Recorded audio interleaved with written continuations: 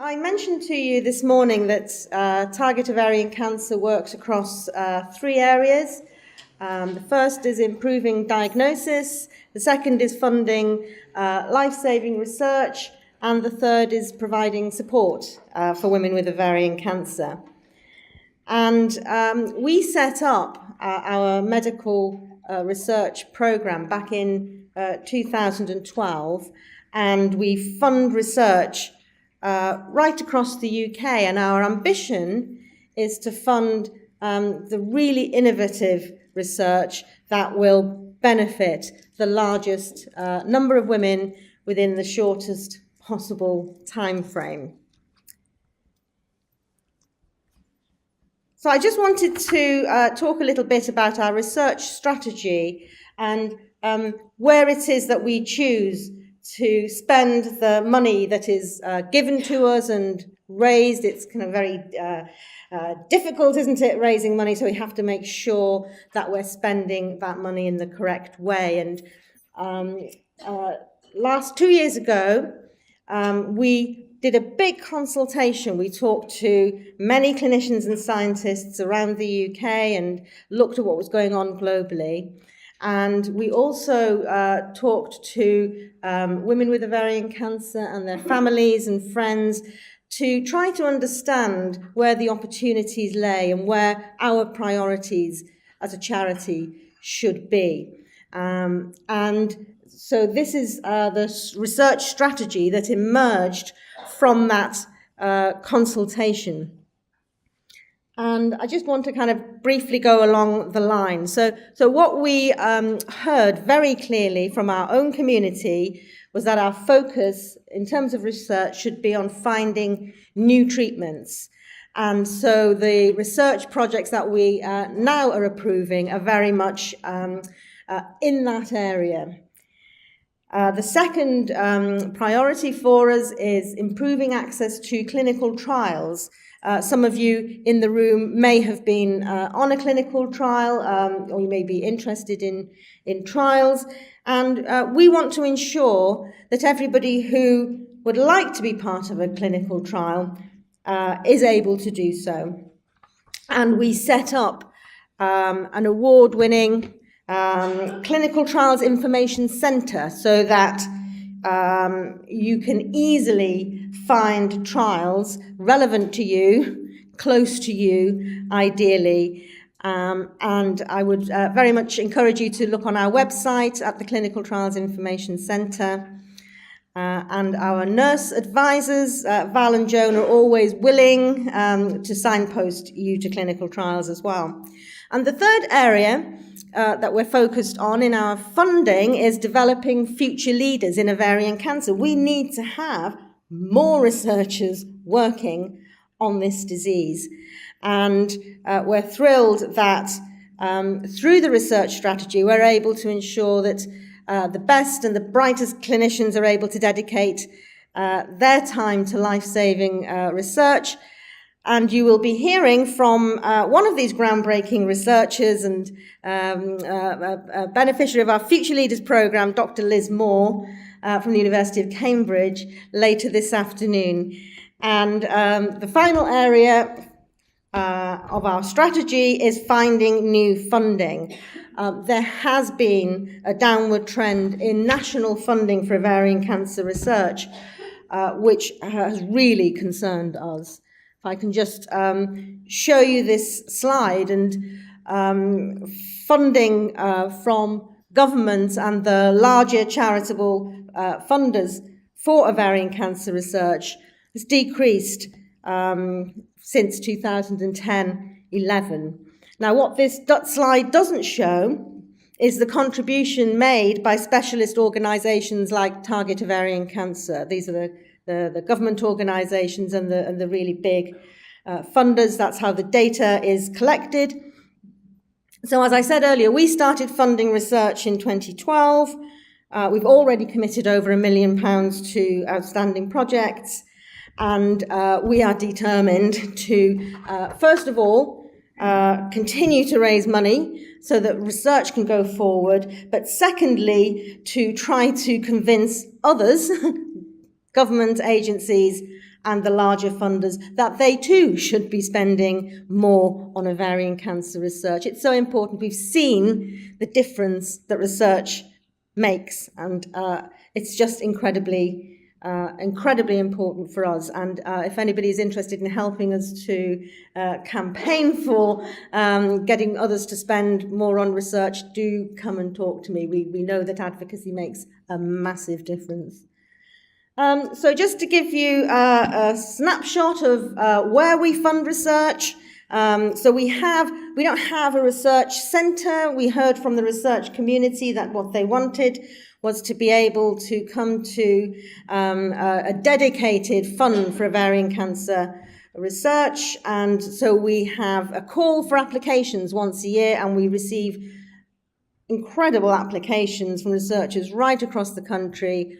And we have a scientific advisory board, a peer review process, and we have lay advocates who scrutinise all those amazing applications. We get external reviews from the States, from Europe, to advise us on which of those applications is the best. And you can see on this slide the grants that we have funded to date. I'm not sure. Maybe your eyesight is better than mine. This is a list of the grants that we've funded. You can see the cluster in the treatment section, and just to highlight a few of those grants. So one of the first grants we funded, going back to 2012, so this was before we kind of did our review, was at the University of Cambridge. And it was looking at the accessibility and feasibility of systematic genetic BRCA testing. And you may think this is slightly odd now, but I remember being at a conference 10 years ago and asking why wasn't BRCA testing routine in ovarian cancer? And I was kind of shouted down. So this was a really important, clearly the science moved on, but this was a clearly very important project for us as a charity to be able to fund, because it is so important, as we've heard this morning, that all women diagnosed with ovarian cancer are offered access to genetic testing. We've also been funding projects looking at tackling platinum resistance, which is a significant issue for many women. We need to have more effective treatments for women whose cancer becomes platinum resistant. And of course, Professor Richard Edmondson was awarded a grant last year. We mentioned this earlier. Looking at developing a technique that will enable us to deliver more personalised treatments. And our scientific advisory board met earlier this week, and we hope to be announcing a new grant in November. And again, I can tell you the field is so strong. It's really encouraging. Now, we know as a charity that, we cannot work on our own. We're going to be much more effective in whatever we're doing, actually. If we work in partnership with other organisations, we can move further, we can move faster. And so this is a list of some of the partnerships that we have. I would like to just highlight the Medical Research Council, because we jointly fund a clinical research fellowship with them. They pay half, we pay half. It makes our money go further. And we have our wonderful joint clinical research fellow, Dr. Liz Moore, here, as I mentioned earlier. We've also co-funded some work with Cancer Research UK. We're an official partner of the National Institute of Health Research. We partner with our funders and our research advocates. We will partner with pretty much anybody, provided that they will add value, if we can further our goal. We're really focused on the end goal. And so if you have any introductions that you think you could make, please do let me know, because, we really will be able to achieve more in that way. I just wanted to highlight a couple of recent developments in addition to the kind of the research that we funded. into early detection and new treatments. And so we know that the earlier that ovarian cancer is diagnosed, the easier it is to treat. And this is why, for us, symptoms awareness is incredibly important, and we do a huge amount of work on that front.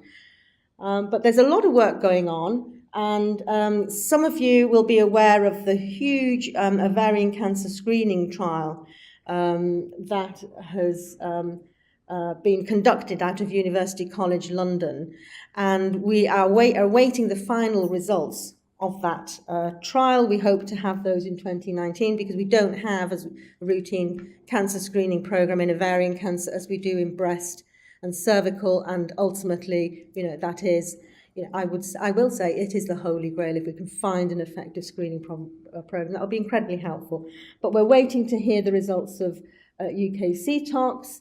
We're going to hear from Dr. Liz Moore at the University of Cambridge about pioneering new approaches to detect ovarian cancer by looking at circulating tumour DNA. And there's a lot of research gone on into early detection of ovarian cancer for women who have the BRCA mutation. We're going to be hearing, I think Dr. Rosenthal's here this afternoon, we're going to be hearing about that.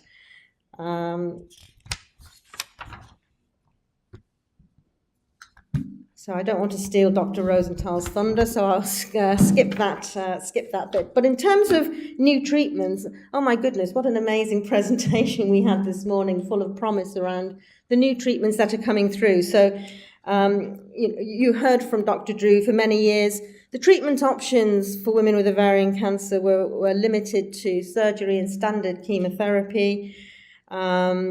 And even since our last Ask the Experts conference in Birmingham in 2016, there seems to have been a sea change in terms of the new drugs that are becoming approved and available.